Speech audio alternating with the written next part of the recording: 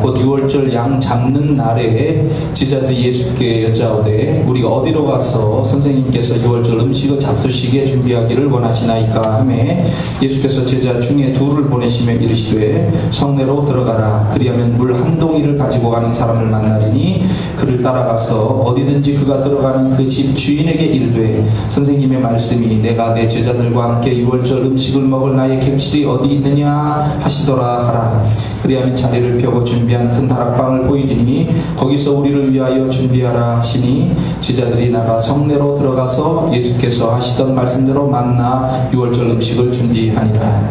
저물매 그 12를 들이시고 가서 다 앉아 먹을 때에 예수께서 이르시되 내가 진실로 너희에게 이르노니 너희 중에 한 사람 곧 나와 함께 먹는 자가 나를 팔리라 하신대 그들이 근심하며 하나씩 나는 아니지요 하고 말하기 시작하니 그들에게 이르시되 12 중에 하나 곧 나와 함께 먹는 자가 나를 팔리라 하신대 인자는 자기에 대하여 기록된 대로 가거니와 인자를 파는 그 사람에게는 화가 있으리로다.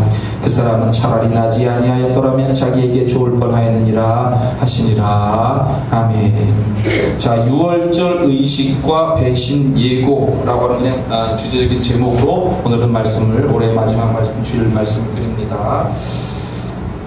자, 예수님은 십자가로 향하시기 전에 유월절 식사를 통하여 메시아가 해야 할 일을 기억하게 하셨습니다. 오늘 말씀에 보면 무교절의 첫날인 유월절 양 잡는 날이라고 되어 있는데 유대 이제 종교력으로는 니산월이라고 합니다. 니산월 우리 태양력으로는 3, 4월에 해당하는데 니산월 14일부터 21일까지 8일 동안에 걸쳐서 일어나는 일일 무교절 그리고 앞에 이틀을 유월절이라고 이렇게 표현합니다. 자, 이 날은 구약의 출애굽 당시에 하나님께서 이스라엘 백성들을 죽음에서 살려주시고 노예 생활에서 자유케 해 주셨듯이 예수님께서 죄로 인해서 죽을 인생들을 구원하시고 사탄의 사슬에서 해방시켜 주시는 메시아의 사역을 드러내는 그런 날이 됩니다. 오늘 말씀에는 이 유월절의 의미를 기억해야 하기 때문에 지금 예수님과 제자들이 모여서 유월절 의식을 행하는 것을 14일로 마치 표현을 하고 있습니다. 14일에 행하는 것처럼. 그런데 이것은 14일의 의미를 가지고 있는 것이기 때문에 정확하게 표현하면 하루를 당겨서 13일에 하고 있는 것입니다. 그래서 날짜 개념으로 보면 13일날 이산월 13일날 목요일날 이 일을 지금 행하시고 있다라고 이해하시면 되겠고 14일날 실제로 유월절 양을 잡는 그 시간 오후 3시 저녁 소재 드리는 그 시간에 예수님이 십자가상에서 달려 돌아가시면서 유월절의 어린 양으로 죽게 되는 겁니다. 자, 제일 먼저 유월절 준비입니다. 제자들이 여쭈었죠. 우리가 어디로 가서 선생님께서 유월절 음식을 잡수시게 준비하기를 원하십니까? 라고 물었는데 예수님과 12 제자만 따져도 13명입니다. 장정이잖아요. 그러니까 유월절을 치르기 위해서 이 사람들이 예루살렘으로 가야 됩니다. 원래 이 절기 때는 기본적으로 2km 이상을 다니면 안 돼요. 그러니까 예루살렘을 벗어나면 안 되는 거예요. 가능하면 예루살렘에 가까이 있어야 됩니다. 지금 예루살렘에는 유월절을 지키기 위해서 약 200만 명의 사람들이 전 세계로부터 또 유대 각 지역으로부터 지금 와가지고 바글바글 대고 있는 상황입니다. 그런 가운데 유월절 의식을 치르기 위한 장소를 구해야 하고 음식을 준비해야 하는 어려움이 있는 상황이에요. 그리고 요한복음 12장에 보면은 많은 사람들이 지금 이 명절이 특별한 의미를 가지고 있다고 보는 것이 이 명절 때 예수님을 만나고 또 예수님이 죽음에서부터 그 무덤에서부터 나흘 만에 살렸다라고 하는 나사로 죽었다가 살아난 나사로를 보기 위하여 지금 몰리고 있는 상황이다라고 얘기를 합니다. 그래서 그 상황 속에서 이 대제사장들과 이 성전 체제를 이루고 있는 지도자들이 이게 이제 그 분노가 지금 올라오고 그래서 예수님도 죽일 뿐만 아니라 나사로까지 죽이려고 지금 계획을 짜고 있는 상황이에요. 그렇기 때문에 예수님과 제자들이 유월절 의식을 행하긴 해야 되지만 어디서 모이는지 만약에 그것이 밝혀지면은 큰일이 될 수가 있기 때문에 조용히 처리해야 될 그런 문제였습니다. 예수님은 제자 중에 2명을 보내시면서 성내로 들어가라. 물 한 동이를 가지고 가는 사람을 만날 것이다. 그를 따라가라. 그 집주인에게 유월절 음식을 먹을 나의 객실이 어딨냐, 내 방이 어딨냐라고 이렇게 물어라. 그럼 방을 줄 거다. 이제 이런 얘기를 했는데요.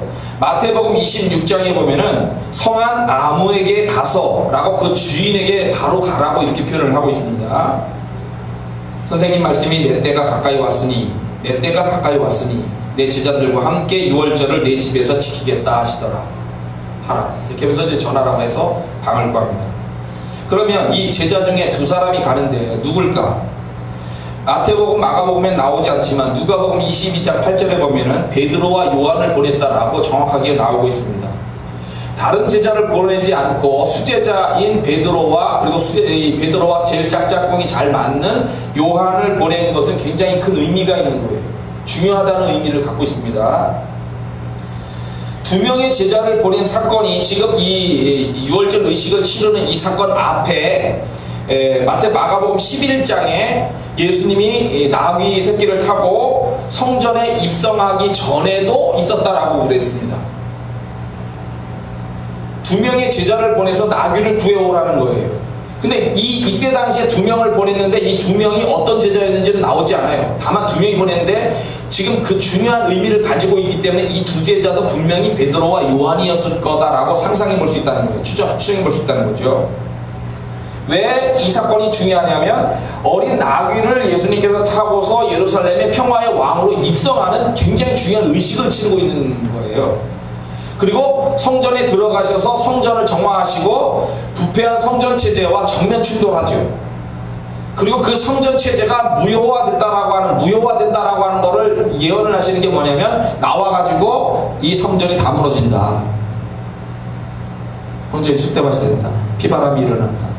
그 예언, 종말 예언까지 해서 이렇게 예언을 해주시는 거예요. 성전이 끝장난다는 거예요. 이 기존에 있었던 체제가 다 무너진다는 거예요. 그리고 이러한 의식을 해나가고 난 다음에 지금 이제 2번째 이 베드로와 요한을 보내서 유월절 의식을 지금 행하기 위해서 지금 준비를 하게끔 하고 이것이 메시아의 사역의 완성을 향해서 가는 십자가를 향해서 가는 그러한 그 과정이기 때문에 분명히 베드로와 요한이었을 것이다 라고 생각할 수 있고 지금 베드로와 요한을 보내서 그 일을 행하고 있는 거예요. 자, 물동이를 가지고 가는 사람을 만나는데 그 물동이를 가진 사람은 안드로포스라고 해서 남성입니다. 원래 물동이를 날라서 이거를 하는 사람은 여자가 해야 된대요. 그 당시에. 근데 남자가 지금 이걸 가지고 있다 보니까 남자 노예일 가능성이 높다라고 생각을 합니다. 여자들이 지금 음식 준비를 하는 것이 굉장히 바쁘니까 남자 노예가 물동이를 가지고서 이렇게 가고 있지 않은가 이렇게 생각할 수 있고 어디든지 그가 들어가는 그 집주인에게 성한 아무에게 가서 라고 집주인을 분명히 알고 있지만 이름을 드러내지 않는 것은 성전 체제로부터의 그 위협이 있기 때문에 그 위협으로부터 그 사람의 신변을 보호하려고 하는 생각이 당연히 있고요. 유월절 의식이 방해받지 않으려고 하는 그런 의도도 분명히 있습니다. 근데 우리가 이걸 보면서 이제 2가지를 생각할 수가 있죠. 자, 큰 다락방을 가진 사람이 지금 있는데 이 사람이 예수님이 올 줄을 모르고 있었다라고 생각해보세요. 모르고 있었다. 그러면 예수님은 이미 그 사람이 가지고 있는 그 믿음 그리고 그 사람의 중심 이거를 보시고 그 사람의 헌신과 충성을 믿고 말씀하고 있다라고 얘기할 수가 있겠죠. 그러면 이 사람이 만약에 예수님이 오실 줄을 알고 있었다라고 하면 또 어떤 이유가 되냐면 사전에 예수님께만 언제든지 이 방을 중요할 때 사용하십시오 라고 말씀을 드렸을 거다라고 생각을 할 수가 있어요. 근데 이때에도 여하튼 그 주인이 가지고 있는 헌신, 충성의 마음이 그대로 드러나는 거예요. 그러니까 주인은 다락방을 가지고 있는데 주님이 오실 거라고 하는 거를 알고 있던 알고 있지 않던 주님은 그 사람의 중심에 그 믿음과 충성하는 마음, 헌신의 마음 이런 걸 보고 그 방을 달라고 이렇게 얘기를 하고 있다는 거죠. 그 사람은 언제든지 내줄 그런 마음을 가지고 있다는 거죠. 훗날 보니까 이 다락방이 부자였던 마가복음을 쓴 마가 요한의 집안의 다락방이라는 것이 드러나게 되는 겁니다. 그리고 중요한 건 이 집안이 부잣집이면서 그리고 대제사장과 관계가 있는 아는 집안이라는 거예요. 그래서 베드로를 데리고 그 대제사장의 신문을 예수님을 신문할 때 그 뜰로 베드로를 끌고 들어갈 수 있는 그런 것이 생긴 거예요. 그러니까 마가 요한의 정확하게 얘기하면 마가 요한의 그 당시에 집주인은 어머니입니다. 마가 요한의 어머니이고 이 어머니는 예수님의 유월절 의식과 그리고 여기에서 교회가 출발하기 때문에 이 교회가 출발하는 그 결정적인 장소를 제공하는 사람인 거예요. 예수님에 대한 헌신, 충성의 마음을 가지고 있습니다. 대제사장들이 중심된 성전체제에 위협과 흉계가 있는 상황, 그리고 가룟 유다의 배신으로 이어지는 답답한 상황이 있는데도 불구하고 자기의 집을 사용하도록 내놓는 용기가 있었다는 거죠. 그 헌신 충성의 마음이 있었습니다. 믿음이 있었습니다. 그래서 이 여인의 아름다운 이런 모습이 칭찬과 복을 받을 만한 아름다운 행동이었다라고 볼 수가 있는 거라는 거예요. 그리고 방만 내준 게 아닙니다. 방만 내주면 문제가 해결되는 게 아니잖아요. 지금 유월절 의식을 행해야 되기 때문에 이 많은 사람들, 자기 집안의 식솔들과 또 예수님의 일행들을 먹여야 됩니다. 몇 명이 왔는지는 모르겠습니다만 여하튼 양을 먹어야 되니까 양을 잡아와야 합니다. 사와야 합니다. 또는 하나님께 아예 제사를 드리고서 가져와야 됩니다. 여하튼 먹을 걸 양을 충분히 준비를 해놔야 돼요. 그 양고기, 무교병, 발효되지 않은 무교병, 쓴나물, 야채, 양념, 그리고 포도주 이런 걸 다 준비해놔야 됩니다.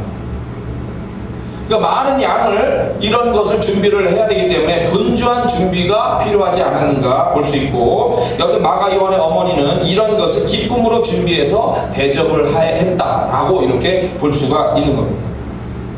오늘 우리가 이 유월절 의식에서 그래서 제일 처음에 중요한 문제가 이 아름다운 가정이 가지고 있는 이 헌신의 마음, 충성의 마음, 믿음, 용기 이런 것들을 같이 볼 수가 있는 거예요.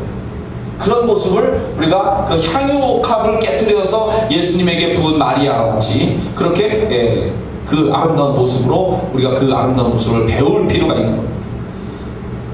주님을 향한 그런 뜨거운 마음이 있기 때문에 그런 가정을 사용하셔서 하나님의 역사가 완성됩니다. 그 다음에 유월절 식사는 이게 순서가 있습니다. 순서가 있는데요. 처음에 이제 손을 씻죠. 원래 집에 들어오면 이제 발도 씻고 들어와야 되는 건데, 여튼 손을 기본적으로 씻어야 됩니다. 이걸 이제 유대인 가정들이 보통 행할 때 손을 씻고요. 온 가족이 이제 자리를 정해서 앉아요.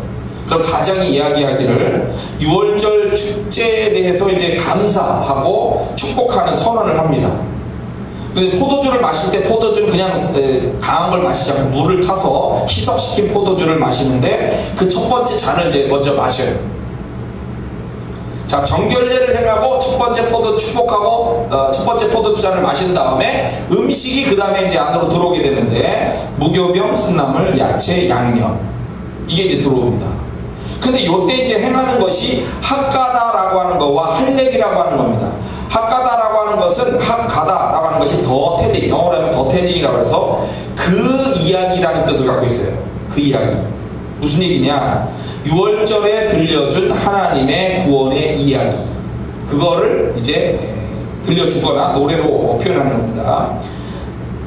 정확하게 한 번 더 얘기를 하면 핫가다라고 하는 것이 유월절 예식의 절차와 내용에 대해서 기록해 놓은 책이고, 이 내용은 찬미가나 기도, 시편 등으로 구성되어 있고 계속해서 보충이 되고 수정되어 왔다라고 이렇게 얘기를 합니다. 그리고 할렐이라고 하는 것은 시편 찬가입니다. 시편 113편부터 나중에 이제 보면 118편, 9편까지 이렇게 연결되는 이 뒷부분에 있는 시편 찬가 부분을 활용해서 맨 처음에는 이제 앞부분을 먼저 찬미를 드려요. 이렇게. 핫가다라고 하는 것을 통해서 유월절에 대한 이야기를 전해주고, 그리고 할렐이라는 찬미가를 통해서 노래를 부르거나 이렇게 읽거나 이렇게 해서 전해주는 것이고요. 가장이 이 유월절의 역사적인 사건과 의미를 계속해서 설명을 하면서 이제 두 번째 시간이 지나가는 거예요. 그 다음에 세 번째는 포도주 잔을 이제 또 마십니다. 마시고 그 다음에 양고기가 드디어 올라오게 되는 거예요. 그리고 가장은 떡을 취해서 또 축복한 후에 떼어서 나눠주기도 하고요. 그래서 양고기와 떡을 먹고 납니다. 그러고 난 다음에 세 번째 포도주 잔을 마셔요. 이 포도주 잔은 축복의 잔이다라고 얘기를 하고 마실 때 감사의 그런 기도를 또 합니다. 그리고 그 찬미가 힐렐이라고 하는 찬미가의 뒷부분 시편 114편에서 119편 또는 115편에서 118편 뭐 이렇게 해서 하여튼 찬미가의 뒷부분을 또 이렇게 노래로 이렇게 불러서 이렇게 하나님께 영광을 돌리는 거죠. 그리고 마지막으로 네 번째 잔을 마시면서 6월절 식사를 끝내는 거예요. 예수님이 이런 의식을 다 행했는지 정확하게 행했는지 그렇게 했는지 모르지만 우리가 이 성경 말씀에 보면 간단하게 이렇게 포도주와 이렇게 빵 나누는 것처럼 이렇게 해서 양 먹으면서 그냥 이렇게 표현이 되어 있습니다만 여하튼 누가복음 22장에는 이렇게 표현하고 있어요. 때가 이르매 예수께서 사도들과 함께 앉으사 이르시되 내가 고난을 받기 전에 너희와 함께 이 6월절 먹기를 원하였다. 내가 너희에게 이르노니 이 6월절이 하나님의 나라에서 이르기까지 다시 먹지 아니하리라 하시고 이에 잔을 받으사 감사하기도 하시고 이르시되 이것을 갖다가 너희끼리 나누라.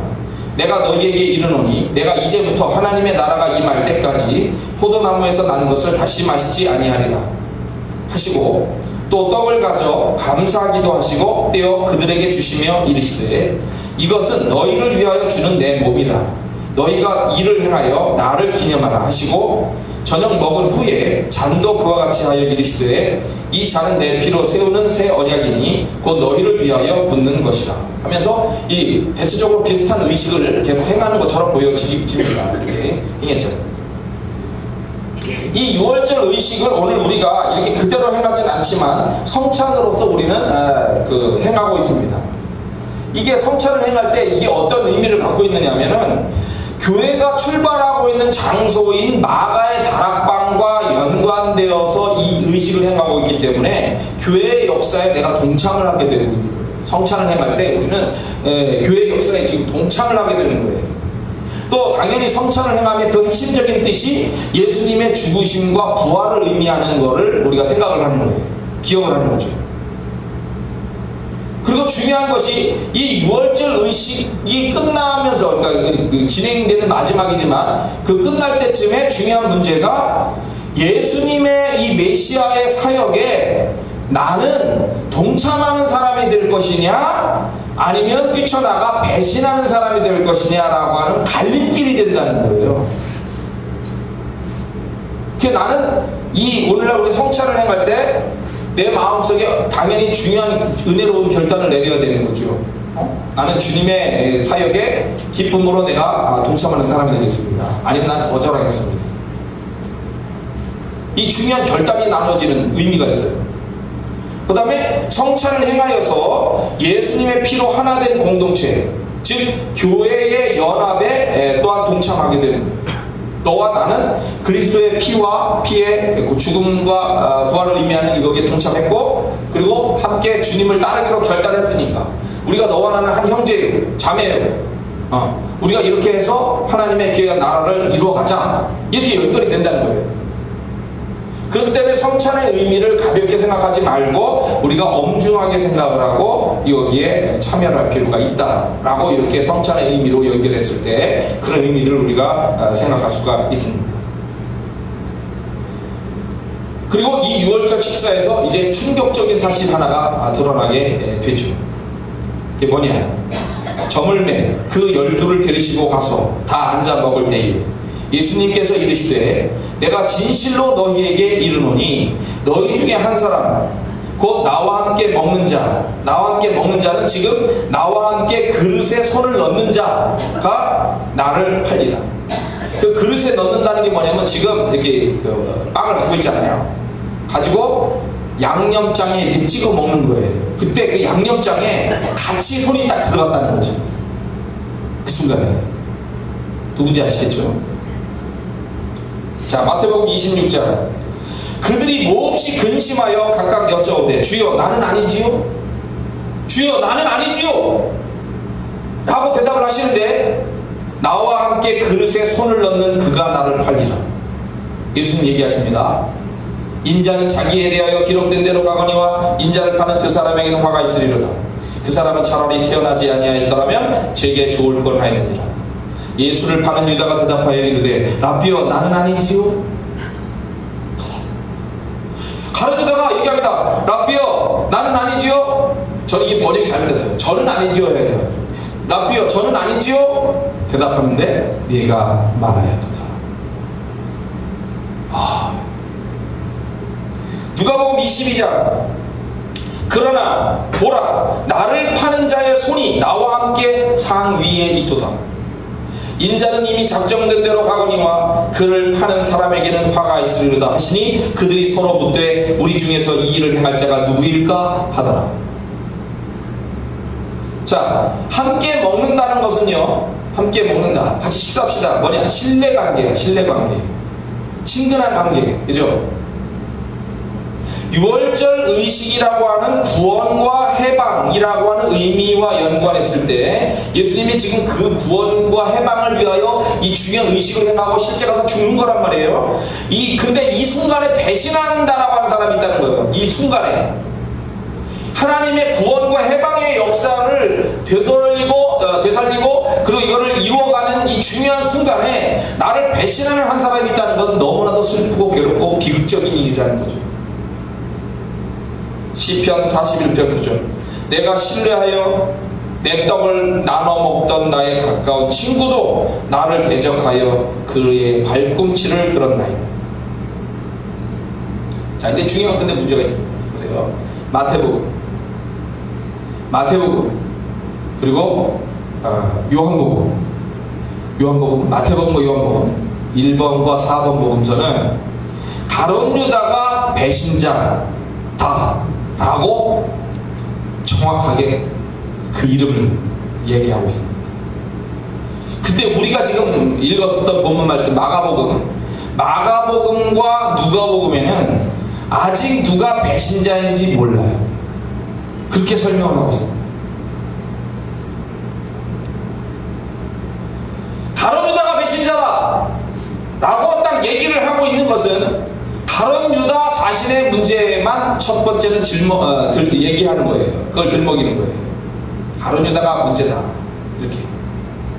그런데 그 의식이 끝날 때까지 계속해서 누가 범인인지는 모른다, 아직은 모른다 라고 묘사하고 있는 마가복음과 누가복음은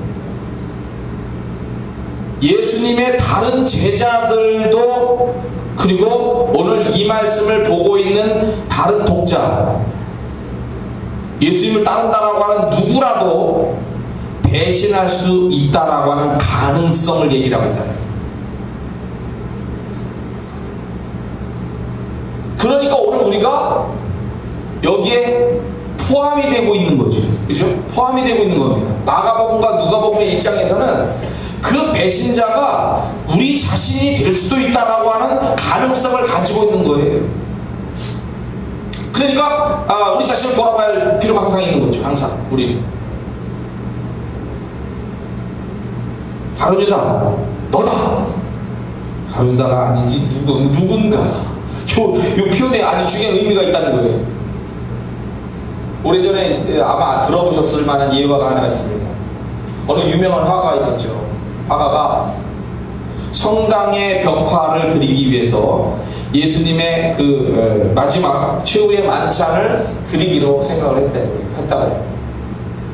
근데 이제 얼굴을 어떻게 그릴 것이냐가 이제 제 고민이겠죠. 제일 최후의 만찬을 그리면서 제일 가운데 있는 예수님의 모델로 온화하고 아주 인정이 많으신 그런 어떤 따스한 예수님의 모습을 그리기 위해서 모델을 찾는데 고민하면서 시내가를 갔는데 시내가에서 놀고 있는 아이가 있었다랍니다. 그 아이의 얼굴을 보니까 너무 천진난만하고 순수함과 평안함이 보여져서 저 모습으로 예수님을 그리면 좋겠다 해서 모델로 삼고 예수님의 얼굴을 완성을 했다는 거예요. 그 다음에 베드로를 그리고 안드레를 그리고 야고보를 그리고 요한을 그리고 쫙 이제 그려 나가는데 맨 마지막에 흉악한 가룟 유다를 그려야 되는데 이걸 흉악범을 찾을 수가 없는 거예요. 찾다 안 돼서 교도소를 찾아가더랍니다. 교도소의 얼굴들을 쭉 훑어보는데 그 얼굴 중에 하나가 아주 흉악하고 비열하게 보이는 얼굴이 있었고, 그 사람의 범죄는 강도 살인범, 그 얼굴을 찾았더랍니다.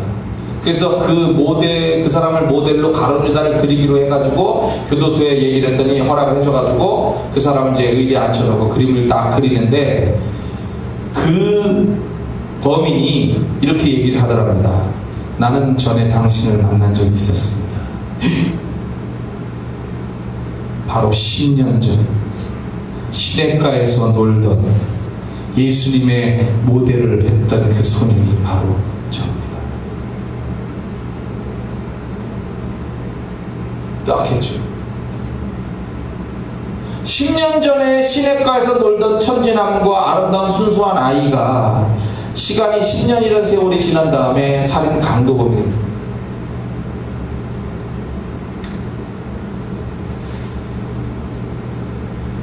인자는 자기에 대하여 기록된 대로 가거니와, 말씀대로 기록된 대로 구원의 완성을 위해서 가지만 인자를 파는 그 사람에게는 화가 있으리로다. 그 사람은 차라리 나지 아니했더라면 자기에게 좋을 뻔했느니라.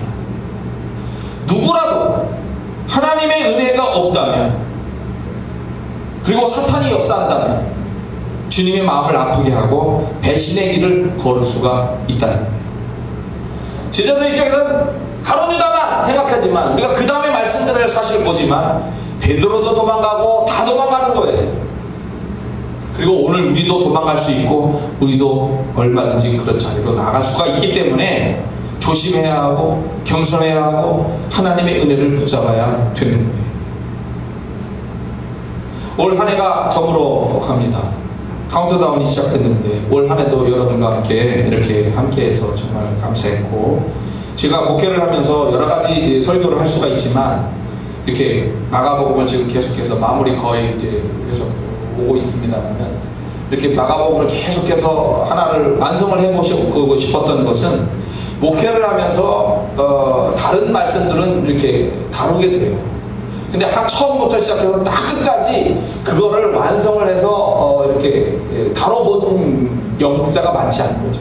특히 이 복음서 같은 거. 그래서 제가 이거 마가복음을 주제로 해서 설교를 계속 하고 있습니다만은, 여하튼 계속 이렇게 또 마무리를 잘 해서 제가 마가복음을 저는 완성하기를 원하고, 제 목표적인 비전으로 여하튼 올 한 해 여러분과 함께 기쁨으로 또는 또 슬픔 가운데 또 여러 가지 걱정하면서 이렇게 달려왔지만, 모든 것이 오늘 아까 찬양 들었을 때 좀 울컥하신 게 있었죠. 다 지나갑니다. 그죠? 여러 가지 일들도 있지만 또 지나가고, 우리에게 또 새로운 하나님의 은혜로 주시는 1년이 우리 앞에 펼쳐지게 되는데 기쁨으로 잘 달려가고, 또 어려웠던 일을 잘 극복하고 달려가고, 또 새롭게 주시는 은혜와 복을 받으며 잘 달려가는 여러분과 제 삶이 되기를 축복합니다. 다시 한번 기도하겠습니다. 6월절의 의식과 배신의